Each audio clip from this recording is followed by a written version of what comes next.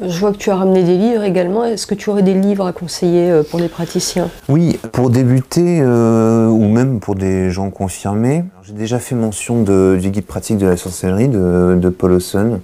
Il a mal vieilli, mais là justement, pour des gens qui voudraient s'entraîner à refaire un peu, à modifier des rituels à leur sauce, avec des ingrédients plus contemporains,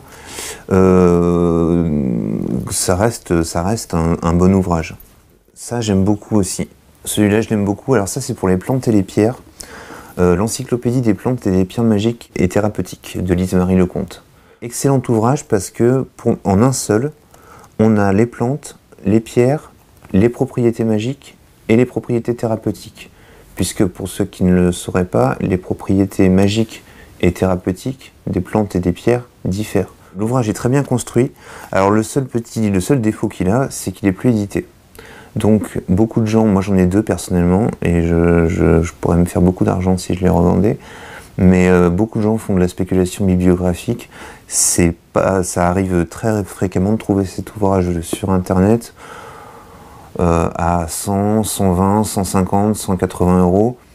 J'ai envie de dire, si vous le trouvez à 40 euros, foncez. Hein. Foncez. Voilà. Après, ça c'est un peu plus personnel, mais oui, il y a évidemment le CVIM, mais on en avait déjà parlé dans un entretien précédent. Et puis, un peu plus personnel, j'avais choisi de ramener ça.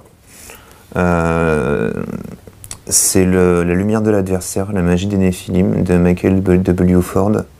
C'est, avec la Genèse, on va dire, le livre qui m'a fait tomber amoureux du luciférisme. Donc ça, c'est plus perso. Mais pour ceux qui s'intéressent au luciférisme, en tout cas, ou qui voudraient s'y intéresser, c'est un bon ouvrage. Voilà. Je te remercie, Shael. Merci, Ginger. Je t'en prie. Au revoir. Au revoir.